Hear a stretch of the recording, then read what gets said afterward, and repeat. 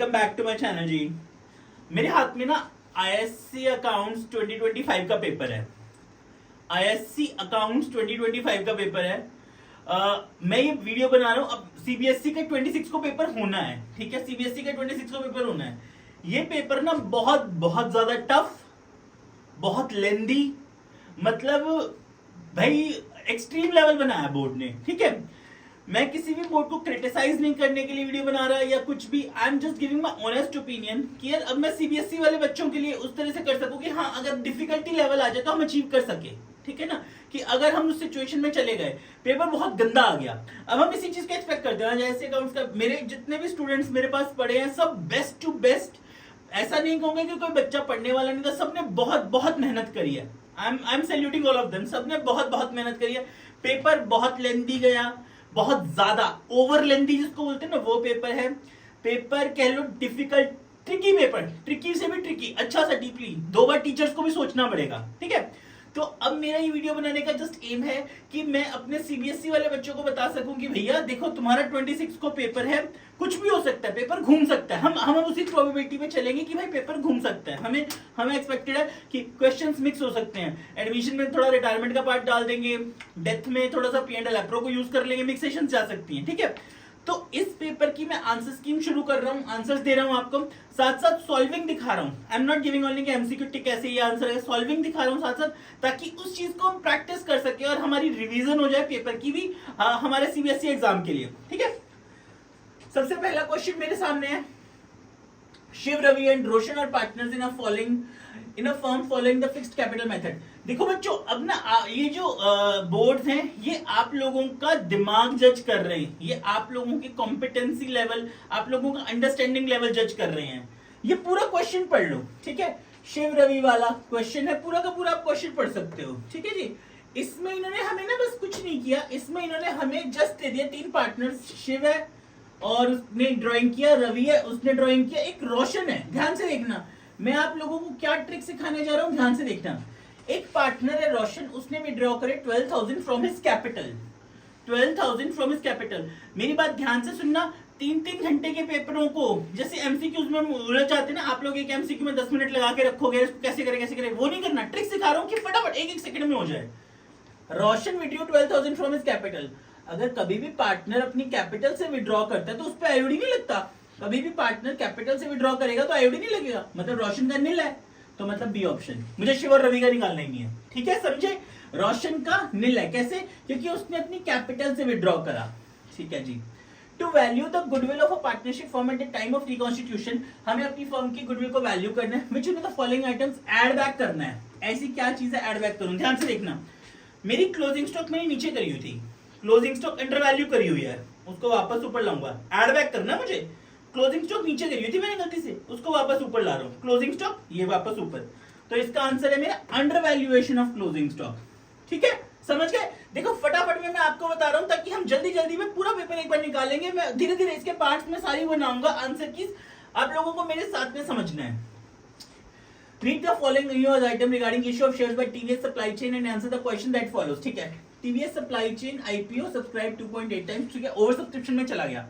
तो अब मेरे पास क्या क्या ऑप्शन है? Reject all the over subscribe, पहला रिजेक्ट कर दूं, प्रो रेटा बेसिस करूं। सारे शेयर्स को अप्लाइड जो है उनको सबको तो अलॉट कर ही नहीं सकता। प्रो रेटा का मतलब मांगा ज्यादा दिया कम, सारे शेयर्स अप्लाइड है, इनको नहीं कर सकता मेरे भाई। तो PQS ये वाला बिल्कुल ठीक था हमारा। चलिए ये वाला थोड़ा सा ब्लर होगा। Premium on redemption of debentures, ये लिखा है premium on redemption of debentures is debited to loss on issue of debentures account, बिल्कुल ठीक है। Premium on redemption of debentures is debited to, जब हमारा premium on redemption of debenture credit होता है तो डेबिट क्या होगा हमारा, loss on issue of debentures, ठीक है। चलिए असर्शन रीजनिंग है, इसको हम हटा देते हैं। अगला क्वेश्चन है, what does a new partner acquire by contributing his share to the self generated goodwill of the firm. जब एक नया पार्टनर आता है, जब एक नया पार्टनर आता है तो वो गुडविल में कुछ देखो, नया पार्टनर आता है वो गुडविल लेके आता है, नया पार्टनर आता है तो वो गुडविल लेके आता है। उसको मिलता क्या उसके बदले? उसको मिलता है हमारा 6th पार्ट, उसको मिलता है future share of profit, future share of profit, ठीक है मेरी बात। जब एक नया पार्टनर आता है, when does a new partner acquire by contributing his share to the self generated goodwill of firm, उसको मिलता क्या है, उसको मिलता है फ्यूचर शेयर ऑफ प्रॉफिट। ठीक है, बहुत अच्छा क्वेश्चन है। Eight the time of dissolution of a partnership firm, ध्यान से देखिएगा, पार्टनरशिप फर्म का डिसोल्यूशन हो रहा है, हमें ना 42,000 रुपीज बिल्स पेबल के पे करने थे 31 जुलाई 2024 को, वो settled at a rebate of 350। कैसे करूंगा देखिए, रिबेट 350 हमें मिली is equals to 42,000 into R upon 100। 31 जुलाई तक कितना टाइम हो गया, 4 मंथ्स। 31 जुलाई तक कितना टाइम हो गया, 4 मंथ्स। ठीक है, इसको सॉल्व कर लेते हैं, कट कर दीजिए 140, तो 350 upon 140 is equals to R, ये आएगा 2.5 is equals to R. Clear है मेरी बात? डन। चलिए अगला देखते हैं। At the time of dissolution of the partnership firm of Sanjay and Mitali, its balance sheet showed deferred revenue expenditure. देखो मैं बार बार एक चीज बोल रहा हूं, मेरा एक ही काम है ये पेपर को सॉल्व करके सीबीएसई वाले बच्चे जिनका एग्जाम अभी ड्यू है 26 मार्च को है, उनको ये सिखाना कि भाई इस तरह के पेपर अगर घूम जाएं तो हम कैसे करें। अगर बोर्ड्स अपनी तरफ से डिफिकल्टीज लेवल सेट कर रहे हैं, हमें एक कदम और आगे बढ़ना पड़ेगा। ठीक है, चलिए अगला है। Eight the time of dissolution of the partnership firm, deferred revenue expenditure, 4 चीजें जिसमें पार्टनर्स क्रेडिट होते हैं, 4 चीजें जहां पार्टनर्स क्रेडिट होते हैं, general reserve, workman compensation reserve, investment fluctuation reserve, P&L account. जहां पे अब पार्टनर्स डेबिट होंगे वो कौन सी चीजें होंगी, goodwill, advertisement suspense, deferred revenue, P&L।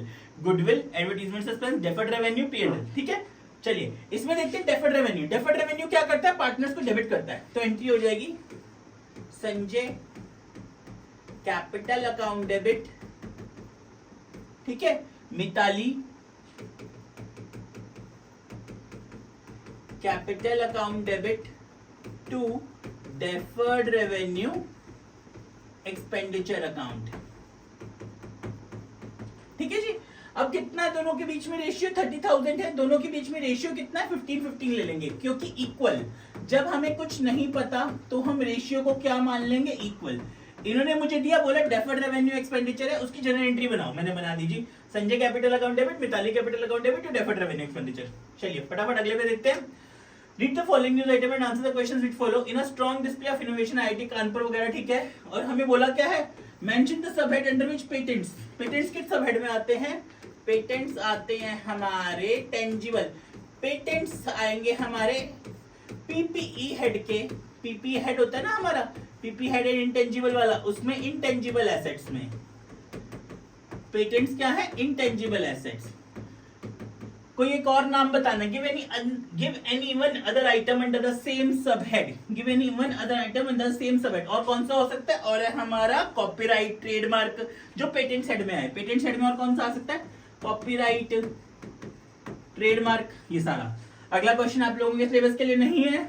चलिए क्वेश्चन 2, बहुत बच्चे होंगे इस क्वेश्चन में कंफ्यूज हो गए होंगे। क्वेश्चन 2 पे आते हैं, ध्यान दीजिए। देखो हमें ना एक वर्कमैन कॉम्पेंसेशन WCR दिया हुआ है 1200 का, ठीक है जी। नीचे इन्होंने एक पॉइंट दिया, workman compensation is to be reduced to ₹900 in the reconstituted firm. Workman compensation reserve WCR पहले से हमें बैलेंस शीट में 1200 दे रखा है, अब वो हो गया हमारा 900 का। ठीक है, हम सबसे पहले एक जनरल एंट्री पास करते हैं, workman compensation reserve WCR accounted to WCC, यानी workman compensation claim, WCR account debited to WCC। कितना, 1200 में से 900 तो भी बचा है हमारे पास, 300 यूटिलाइज हो गया, WCR डेबिटेड टू WCC 300। ठीक है जी। अब देखो इन्होंने कहा 900 का तो हमें बैलेंस शीट में शो करना है, रिड्यूस टू रिकॉन्स्टिट्यूटेड फर्म, वरना अभी तक हम क्या करते थे, हम WCR को बांट लेते थे पार्टनर्स के बीच में। ठीक है, अब हमारे पास WCR कितना रह गया, 900 का।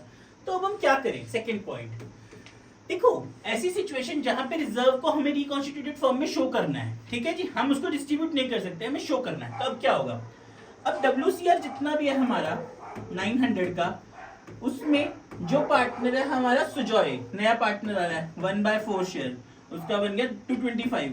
अब हम सुजॉय को कहते हैं, सुजॉय एक काम करो, 225 अपने करंट अकाउंट से ले आओ और जो बचे हुए पार्टनर्स है ना, अजय और विजय, उनको दे दो। ध्यान से सुनो, अगर कभी भी आपको कोई रिजर्व डिस्ट्रीब्यूट करने से मना कर दिया जाए कि डिस्ट्रीब्यूट नहीं करना, आगे नई पार्टनरशिप फर्म में शो करना है, बैलेंस शीट में शो करना है, आप क्या करोगे?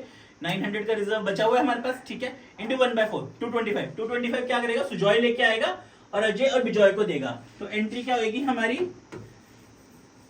एंट्री हो जाएगी सुजॉय करंट अकाउंट डेबिट, यहां पे हम करंट अकाउंट वर्ड यूज करेंगे, to Ajay capital account to Vijay capital account. ठीक है, तो सुजॉय की कितनी थी? 900 थी, उसने लेके आने, सॉरी 900 इंटू 1/4 यानी 225 लेके आने। तो 225 को हम रेशियो में डिस्ट्रीब्यूट कर देते हैं, 225 इंटू 2:1 यानी कि 150 और 75। ठीक है मेरी बात? 225 हाँ 150 और 75 क्लियर है? डन। इसी का ही अब और वाला पार्ट करते हैं, रिवैल्यूएशन अकाउंट का। फटाफट फॉर्मेट बनाते हैं रिवैल्यूएशन अकाउंट का।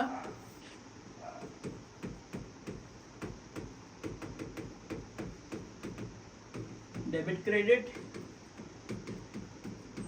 पर्टिकुलर रुपी। ठीक है जी।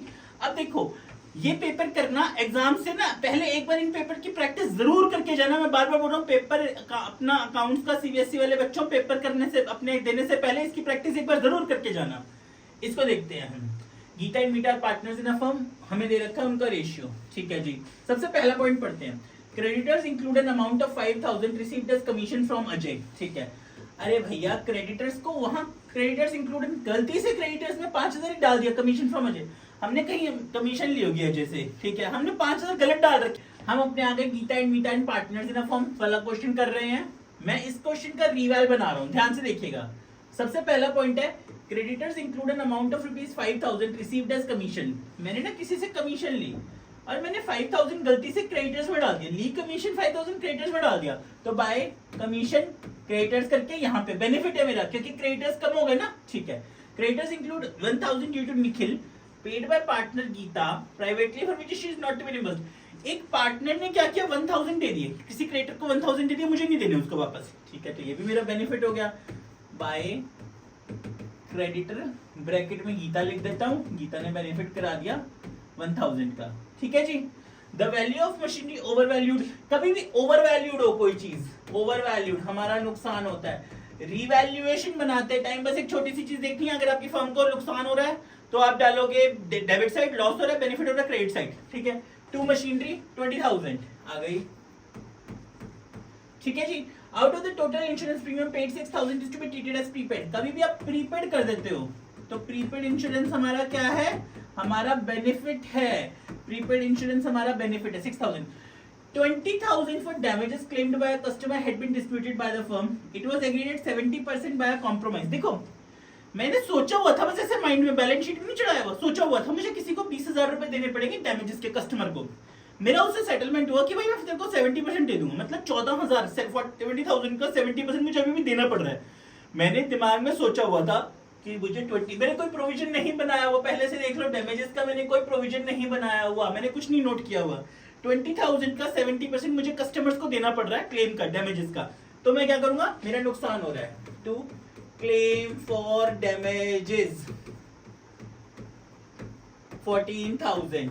ठीक है, the provision for doubtful debts to increase to 20,000। Provision कितना हो गया, 20,000 तक, पहले प्रोविजन कितना था, सिर्फ 15,000 तक। तो to provision for doubtful debts 5,000 और आ गए, टोटल ले लेते हैं। इसका हो गया 20,000, 30,000, 34,000, 39,000। तो ये भी 39 में से 6 गए, 33, 32, 27 का डिफरेंस आ गया हमारा। जो लॉस है हम डिस्ट्रीब्यूट कर देंगे पार्टनर्स के बीच में, बाय लॉस गीता और मीता के बीच में, गीता मीता। ठीक है, 3:2 में, तो 16,200 और 10,800। ठीक है, इसी पेपर के फटाफट मैं कल तक, मेरा प्रॉमिस है, मैं आप लोगों को इसकी प्रॉपर आंसर की दे दूंगा, पूरी की पूरी आंसर की मिल जाएगी। यहां तक देखो, मेरा ये आंसर की देने का मतलब ये नहीं है कि हम लोग सिर्फ अपना पेपर चेक करें, सीबीएसई स्टूडेंट्स के लिए, जो अगले हमारे बच्चे हैं सीबीएसई में, उनके लिए है कि वो इसको पहले प्रैक्टिस करें, इस तरह से समझें। ठीक है, अगर मेरी मेहनत आपको अच्छी लगे सब्सक्राइब कर दीजिए। Thank you very much, thank you ji.